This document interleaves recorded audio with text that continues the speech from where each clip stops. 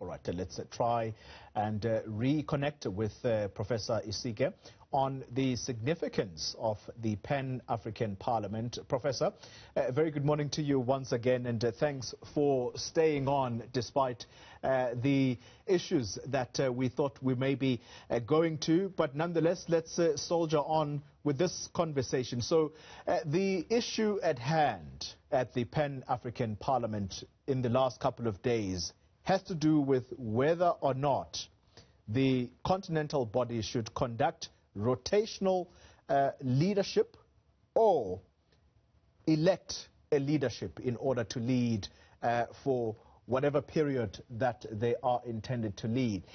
Why is there so much fighting around this issue? Well, to start with, even if they decide on a rotational leadership, that leadership will still have to be elected anyway. So it's not, rotational leadership does not imply that there will be no election. So that I thought I should clear out. Look, the reason why there is contestation and fighting, if you like, around this is the fact that there was an agreement on the principle of rotational presidency, between the different sub-regions of the continent. From 2004, when we had the first parliament, it went to East Africa, to Gertrude Mongella of Tanzania, who had, 2 terms because it was the first presidency, so there was an understanding that she would stabilize and put structures in place to enable the parliament function effectively. And then the second parliament was 2009 to 2012, where you had Central Africa, Idris Ndele from Chad was president. And then from there it went to West Africa. You had Bethel Amadi from Nigeria. And then the fourth parliament in 2015 had a Cameroonian from Central Africa, Kondo Dang. And these protestations actually started there. So they are not really new. And this is one of the frustrations that many of the parliamentarians from Southern Africa and probably North Africa also feel, that in 2015 there was an expression of discontent about the fact that it was not going around as it was expected, and and there was a promise that they was going to institute rotational presidency, and then in 2018, when they had the fifth parliament, it came up again when Nkondo Dang, from Cameroon, who had just been president of the fourth parliament, was seeking for a second term as president. And that was when, before then in 2017, they had passed this resolution. The PAP had actually passed the resolution to ensure that there was rotational presidency. So when he managed to win that election in 2018, the expectation now is that at least it would rotate to a region that has not had it, and that would be Southern Africa or at least North Africa. Unfortunately, the frontline candidates, for the presidency for the sixth parliament are from South Sudan, which will be East Africa, from Zimbabwe, person of Fortune Charumbira from Southern Africa, and then you have someone from Mali, which is West Africa, in the person of Haidara Sisi. And if you look at the voting patterns, you will find that there's a chance that if it's left to open voting without implementing the principle of rotational presidency, it may likely go. That's the fear of people from Southern Africa. It may go to Mali again, and that's a concern, considering that West Africa would have had it twice. Central Africa would have had it twice, East Africa the same, and Southern Africa or North Africa has not had it. And so that is the principle on which, the ground on which, you have parliamentarians from Southern Africa, fighting to ensure that that principle is respected.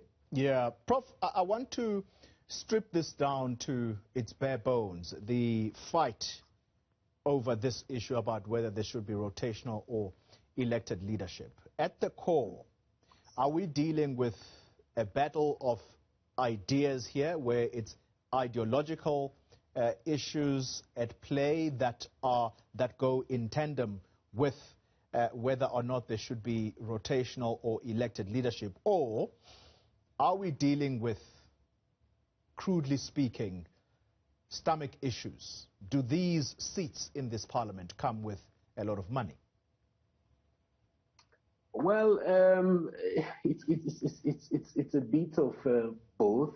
The positions do come with benefits, but I don't think that the benefits per se are the motivations. But why then, Prof, would people be willing to grab each other by the throat if this is purely ideological? Because if it's a battle of ideas, then we debate, we discuss issues. Well, I agree with you to some extent, but it's also about power. It's not just about money. It's also about power. It's also about domination, and it's also about principle as well. So all of these issues come together. I would believe that those from Southern Africa are detesting the fact that there seems to be a pattern of domination. That is also a matter of principle that they are opposed to. And if you look at if you listen to some of the things that Malema has been saying about how power is perceived and used in Francophone Africa, and the idea that one individual can hold on to power for so long, and that it's not contested, nobody sees anything wrong with that. That's a matter of principle as well. But I think that the big issue here is that of fairness as well. If there was a discussion in 2017, a resolution passed by this same house that there should be a rotation of the office of the presidency, between all the regions that make up the parliament, there is no reason why that should not be respected. Because again, if it's just about politics, if you look at the numbers game, even if Central and West Africa band together, given the number of countries and delegates they have, they would always dominate and win those elections. So it means that there won't be any sense of representation and belonging, from the rest of the continent who feel that they have some right to that. So that's also a matter of principle. And I can tell you, when tempers flare, people can fight for anything. Especially when they feel personally affronted. I saw a video of Malema saying that the person who affronted him in Parliament from Senegal had come to him and they had apologized, and they've had a cup of coffee or tea to make peace, and they are now at peace. And he acknowledged that it was a moment thing. So I don't think that when Malema was telling him that I will kill you, he was telling him because he was interested in money, or the guy who said I'll kill you first if I thought that was correct was doing that because of it. So it's just a matter of the moment, I think, and it has to do with what people believe in and what they are ready to fight for. All right, Prof, we are out of time, but I've got to squeeze this one in. When all is said and done, the images that we are seeing in a body that has the name Pan-African Parliament, we all think of integrating the continent, doing away with artificial borders. But the scenes we are seeing now, does it reinforce that divided Africa that we long to do away with? Absolutely. It's actually a disgrace, and it's a reflection of the coloniality of power, the coloniality of knowledge, and the coloniality of being, that has plagued the continent. And some of our scholars have been calling for decoloniality, decolonization, the mental decolonization of Africans, including our leaders, and these are sad reflections of the state of play in terms of how we see ourselves in the continent and where we are going to. It's actually very appalling, and they've not set good examples, because no matter what it is, one would have expected that they would follow their own rules, their own principles. And again, one of the things that has not been said much in the media is the fact that you will also need a two-third majority of votes of those who are present for anyone to actually win an election. And from the way things are, we have three candidates now. If all three candidates were to contest, none of them would have that third majority. So by their own rules of engagement, they would have been able to resolve these things democratically without resorting to fighting and name calling and presenting the continent in very bad light. It's a sorry situation, and it's just one of those dark days another nail to our coffin in terms of our inability to govern ourselves as a continent.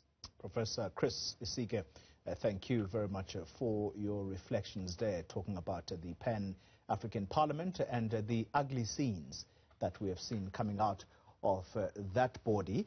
Where to now with the notion of an Africa at peace with itself?